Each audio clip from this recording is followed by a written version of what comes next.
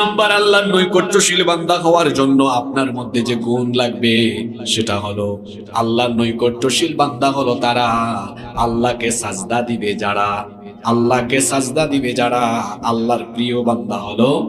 আপনি যেন আল্লাহকে সাজদা দিয়ে আল্লাহর প্রিয় বান্দা হয়ে যেতে পারেন, এই জন্য প্রত্যেক দিন আপনার জন্য 5 ওয়াক্ত নামাজের বিধান যিনি দিয়েছেন তিনি কে?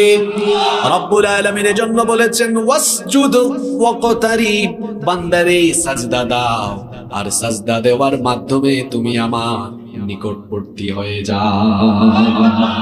সাজদা দিলেই আপনি আল্লাহর নিকটবর্তী হয়ে যাবেন, সাজদা দিলেই আল্লাহর নৈকট্যশীল বান্দায় আপনি পরিণত হয়ে যেতে পারবেন।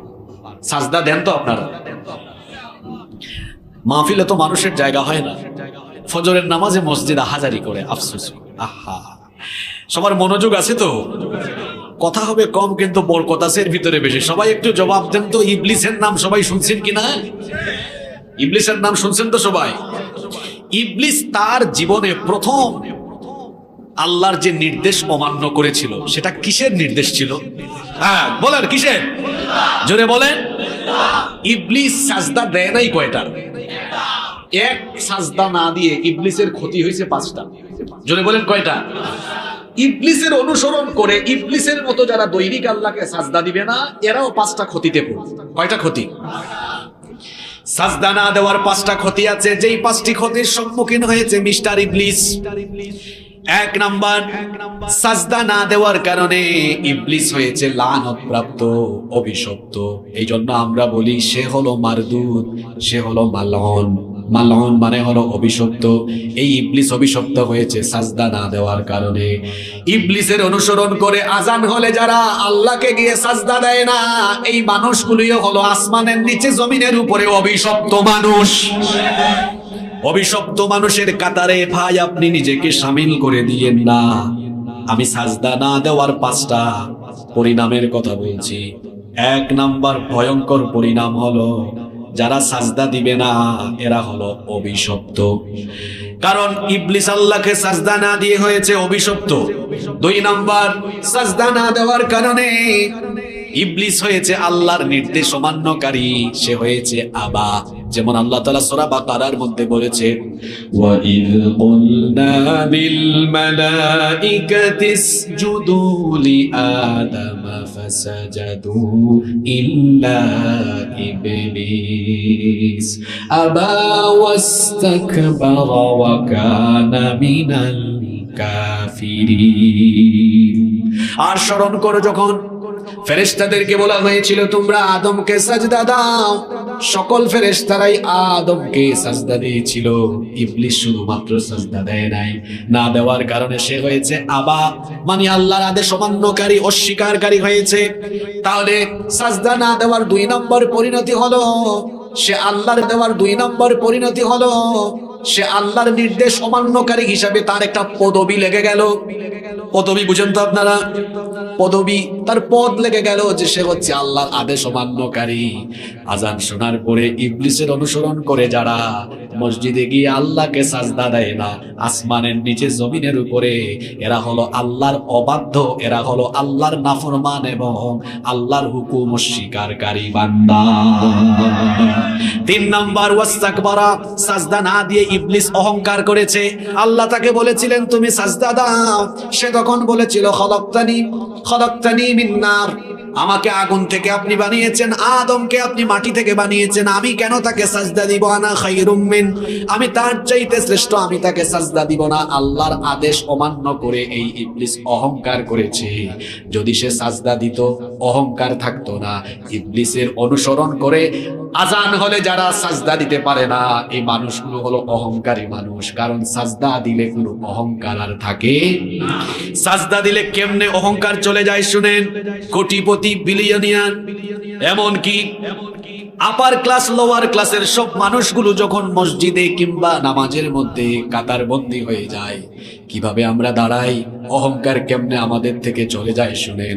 দাঁড়ানোর সময় তো আমরা আসামির মতো দাঁড়াই, যখন দাঁড়াই নামাজটা আরম্ভ করে দুই হাত যখন আমরা কাঁধ বরাবর কিংবা কান পর্যন্ত উঠাই, এই দৃশ্য দেখলে মনে হয় যেন আসামির মতো সারেন্ডার করে গোলাম তার মালিকের সামনে দাঁড়িয়ে যায়। আল্লাহু আকবার। এরপরে আমরা বুকটা টান দিয়ে দাঁড়াই না, কারণ আল্লাহ বলেছেন কুমু লিল্লাহি কানিতিন, বিনয়ী হয়ে নামাজে দাঁড়াও। যখন আমরা নামাজে দাঁড়াই মাথাটা নত করে দিয়ে চক্ষুটাকে সাজদার স্থানের দিকে দিয়ে দেই। এরপরে কিছুক্ষণ পর ইমাম সাহেব যখন আল্লাহু আকবার বলে রুকুতে চলে যান, আমাদের অহংকার কিভাবে মাটির সাথে মিশে যাচ্ছে দেখেন। মাথাটা তখন ঝুঁকায়া দেই, আল্লাহ তখন বলেন রাখ, তোর অহংকার আমি একবারে দূর করে দিব। কিছুক্ষণ পর যখন আমরা রুকু থেকে মাথাটা উঠায়া সাজদায় যখন চলে যাই, তখন দেখা যায় আমাদের কপাল আর আমাদের নাক হাঁটার সময় যা উপরের দিকে থাকে, সাজদা যখন নামাজে দেই তখন নাক আর কপাল মাটিতে লাগিয়ে আল্লাহর কুদরতি চরণ, কপাল মাটিতে লাগিয়ে আল্লাহর কুদরতি চরণে এমন ভাবে আমরা লুটিয়ে পড়ি, মনে হয় সব অহংকার আমাদের তখন মাটির সাথে মিশে যায়। কোনো অহংকার থাকে? জোরে বলেন, অহংকার থাকে? ইবলিস আল্লাহকে সাজদা না দেওয়ার কারণে তার 3 নাম্বার পরিণতি, তার 3 নাম্বার লস হয়েছে, তার নাম হয়েছে অহংকারী। ইবলিসের অনুসরণ করে যারা আল্লাহকে সাজদা দেয় না, রেগুলার বেনামাজি হয়ে আছে, এরা অহংকারী। 4 নাম্বার ওয়াকানা মিনাল কাফিরিন, ইবলিস সাজদা না দিয়ে আল্লাহর সাথে কুফরি করেছে। কয়টা সাজদা দেয় নাই? তো আপনিও তো ডেইলি কত সাজদা দিচ্ছেন না? নবীজি বলেছেন মান তারাকা সালাতা মুতাআম্মিদান ফাকাদ কাফারা, যে ব্যক্তি ইচ্ছে করে নামাজ ছেড়ে দিল সে আল্লাহর সাথে কুফরি করলো। তাহলে সাজদা না দিলে 4 নাম্বার লস হলো, ওই ব্যক্তি আল্লাহর সাথে কুফরি করে। 5 নাম্বার সাজদা না দেওয়ার কারণে ইবলিস কি জান্নাতে থেকেছে না জান্নাত থেকে বের হতে হয়েছে? এই কথা বলছেন না কেন আপনারা? একটা সাজদা, কয়টা সাজদা? একটা সাজদা দেয় নাই, আল্লাহ বলেছেন get out from the paradise, তুই বের হ জান্নাত থেকে, গেট আউট। এক সাজদার কারণে জান্নাত থেকে আউট। বাপ রে বাপ, আপনার তো 5 ওয়াক্ত নামাজের খবরও নাই, আপনি তো জুমার নামাজি হয়ে বসে আছেন আর জান্নাতের আশা করে বসে আছেন। এক সাজদা না দিয়ে ইবলিস যদি জান্নাত থেকে বিতাড়িত হতে হয়, কতটা সাজদা আপনি দেন না, জান্নাতের আশা কিভাবে করেন আপনি? আরে নামাজ ছাড়া তো জান্নাতের গন্ধও পাওয়া যাবে না। এটা আমার কথা নয়, আল্লাহর নবী বলেছেন যার মধ্যে নামাজ নাই তার মধ্যে তার ইমানই থাকে না। তাহলে একটা সাজদা না দেওয়ার ক্ষতি বললাম কয়টা? জোরে বলেন। যুবক ভাইয়েরা কথা বলো, যে যুবকদের আয়োজনে মাহফিল হয়েছে, এই যুবক বয়সে তোমরা নামাজে যাও না, কারণ তোমাদের শরীরে এখন পাওয়ার বেশি, শক্তি বেশি। তোমরা এখন তামাশা করো, ঝাঁকা নাকা চুল দেখে রাস্তাঘাটে মাথা নাড়ায়া হাঁটো। খুব শক্তি সামর্থ্য আছে, যা মন চায় তাই করো, মনে করো এটা রং তামাশার বয়স। কিন্তু না আমার ভাইয়েরা, এটা রং তামাশার বয়স নয়, এটা হলো ইবাদতের বয়স, এটা হলো চরিত্র গঠনের বয়স, এটা হলো কেরিয়ার সুন্দর করার বয়স। এই সময়ে যদি আপনি পড়ালেখায় মনোযোগী হন, কেরিয়ার ভালো হবে। এই সময়ে যদি আপনি চরিত্রের দিকে মনোনিবেশ করে ভালো চরিত্রবান হওয়ার জন্য নামাজি হয়ে যান, আপনি আদর্শবান মানুষ হয়ে যেতে পারবেন। আল্লাহর নবী বলেছেন 7 শ্রেণীর মানুষকে কিয়ামতের ময়দানে আল্লাহ তাআলা আরশের ছায়ার নিচে জায়গা দিবেন। এর মধ্যে 1 শ্রেণীর মানুষ হলো তারা ওয়াশাবুন নাশাআ ফি ইবাদাতিল্লাহ, ওই যুবকেরা যারা তাদের যৌবনকাল আল্লাহর ইবাদতে কাটিয়ে দিয়েছে, সেই যুবকদেরকে আরশে আজিমের ছায়ার নিচে কিয়ামতের দিন যিনি জায়গা দিবেন তিনি কে? এজন্য যুবক ভাইদেরকে বলছি, এই বয়সে যেন সাজদা মিস হয়ে না যায়। আমি বলেছিলাম আল্লাহর নৈকট্যশীল হতে হলে আল্লাহকে সাজদা দিতে হবে, আল্লাহকে সাজদা দিতে হবে। সাজদা যখন আপনি দেন আল্লাহর কত কাছাকাছি চলে যান শুনেন। আল্লাহর নবী বলেছেন আকরাবু মা ইয়াকুনু বিহিল আবদু মির রাব্বিহি ওয়া হুয়া সাজিদুন, বান্দা যখন সাজদারত অবস্থায় থাকে, বান্দা যখন আল্লাহকে সাজদা দেয়, তখন বান্দা আল্লাহর এত কাছে চলে যায়, তখন আল্লাহ আর বান্দার মাঝখানে কোনো পর্দা থাকে না, একেবারে আল্লাহ নৈকট্যশীল হয়ে যেতে পারবেন। এজন্য নবীজি বলেছেন এই সময় বেশি দোয়া করো, কারণ নিকটে গেলে চাওয়ার একটা সুবিধা থাকে।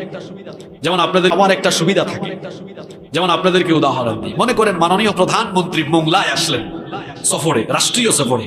আচ্ছা, প্রধানমন্ত্রীকে এত কাছ থেকে যদি আপনারা দেখেন বা পান, তিনি রাষ্ট্রের প্রধান হিসাবে আপনাদের দাবি দেওয়া তখন বলবেন না আপনারা চুপচাপ বসে থাকবেন? কথা বলেন না কেন আপনারা? আপনাদের সমস্যা বলবেন, এই সুযোগ পাইছি, প্রধানমন্ত্রীকে এত কাছে যেহেতু পাইছি, আজ সব বলে ফেলবেন। মাননীয় প্রধানমন্ত্রী, আমাদের এই রাস্তা নাই, মাননীয় প্রধানমন্ত্রী এই কালভার্ট নাই, এই ব্রিজ নাই, আমরা দাবিগুলো বলবো না? বলবো। অর্থাৎ আমরা যখন গুরুত্বপূর্ণ কাউকে কাছে পাই তখন আমরা আমাদের অনেক সমস্যার কথাগুলো ভুলে ফেলি। নবীজি বলেছেন, তুমি সাজদায় যখন যাও, আল্লাহ তো তোমার দূরে না, আল্লাহ বলেছেন তিনি তখন তোমার কাছে থাকেন, তো তুমি চুপচাপ আছো কেন? ফাআকথিরু ফীহি দুআ, এই সাজদার মধ্যে বেশি দোয়া করো, যা বলবা আল্লাহ কবুল করে নেবেন। সুবহানাল্লাহ। আল্লাহর নবীর একটা আমল আপনাদেরকে শিখায়। আল্লাহর নবী সাজদায় সব সময় একটা দোয়া করতেন।